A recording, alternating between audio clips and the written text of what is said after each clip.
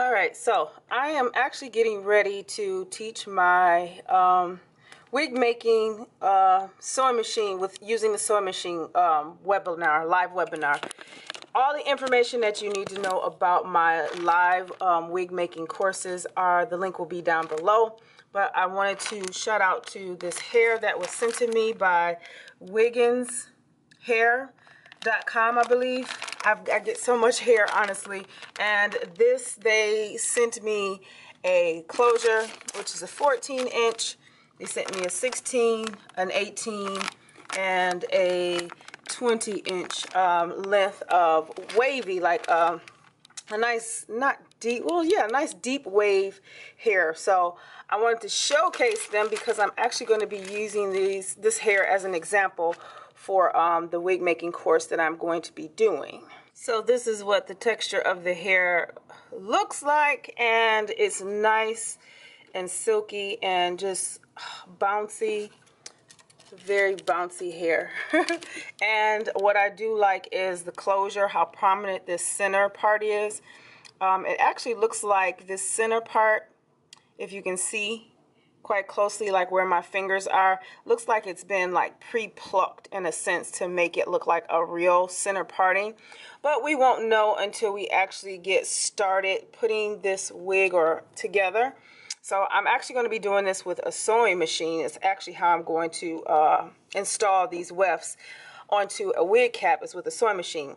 But I don't use the sewing machine to put the lace closure on. I tend to do that by hand. I do have basic wig making sewing classes on my website as well, just showing you how to do a lot of your handmade wig making. So just the basics. You need the basics in order to understand how to do the rest of it. So just standard needle and thread, sewing needle and thread for wig making.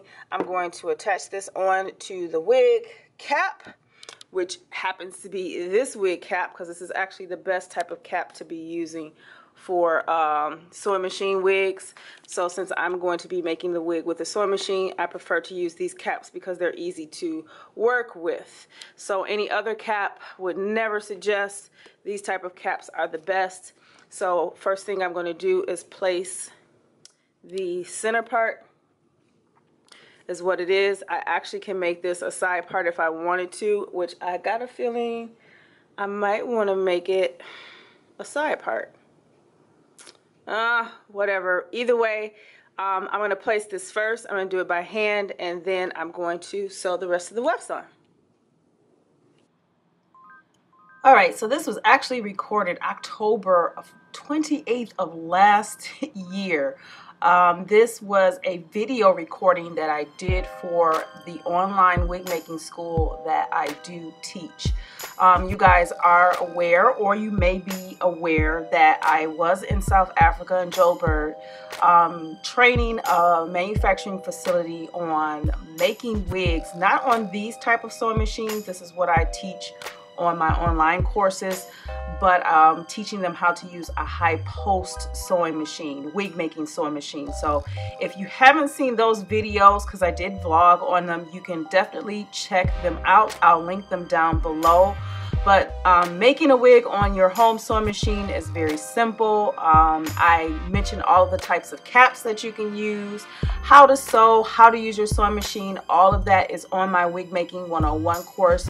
You can check that out as well. But as usual, I am making this wig for a client, and I'm using my sewing machine. So on to the styling part of wigs. I do teach this. This is the master course number 5, I believe, 4 or 5, where I actually teach how to style wigs using all of the same techniques that you would use if you were in cosmetology school when it comes to cutting, drying, and all of that stuff. But just a little tip, I prefer to use hair that is textured. So it's either very curly or it's very tight wave to straighten it, because this type of hair holds a curl a lot better than bone straight hair.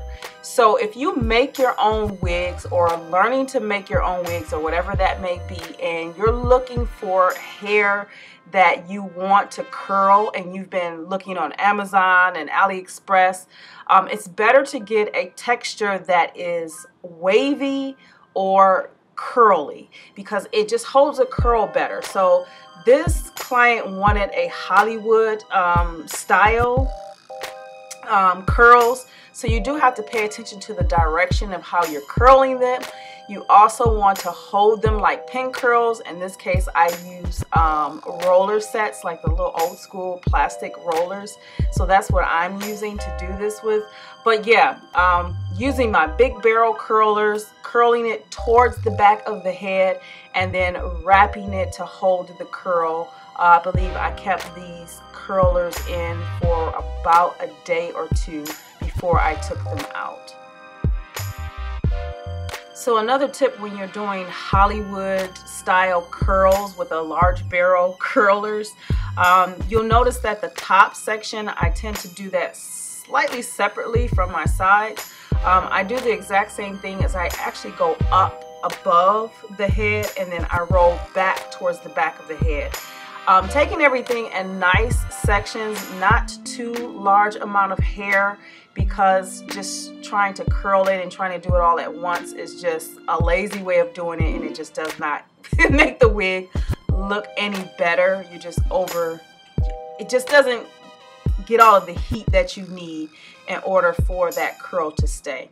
And then for the back aspect of it, they're in longer sections from the top of the head to the nape, and I use a barrel curl, you know, my barrel curlers, and roll it around my fingers, and I use clips, pin clips. So you don't have to use curlers if you don't want to, but just really quickly I just use the pin curls for it, the pin clips to hold the curl.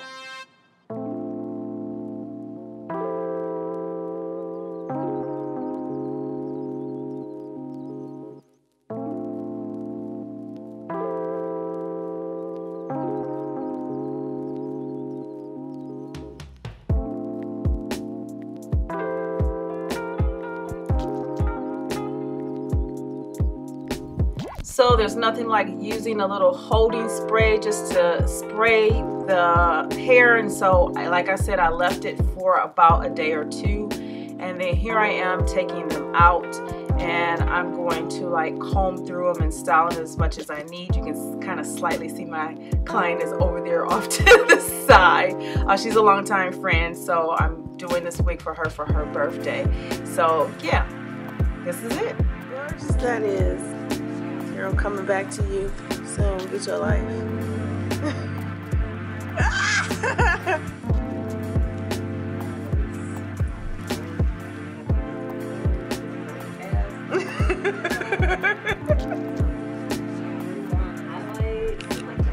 Yeah, because I'm about to start coloring. I don't have to redo a whole new one with the bangs, the fringe bangs for you. Okay.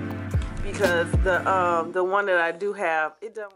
So that's it, guys. I hope you enjoyed this video. You can look down below in the description box for the videos when I was training in South Africa. And you can also check out my website, wigmaking101.com. You definitely can just log in and see what courses that I am teaching. There's more to come. Tomorrow I will be hosting a webinar, so if you would like to join that, you can check down below for that link as well. Make sure you subscribe, thumbs this video up. I'm going to try to do as many as I can and try to post every Saturday if possible. But other than that, I will see you guys in the next video.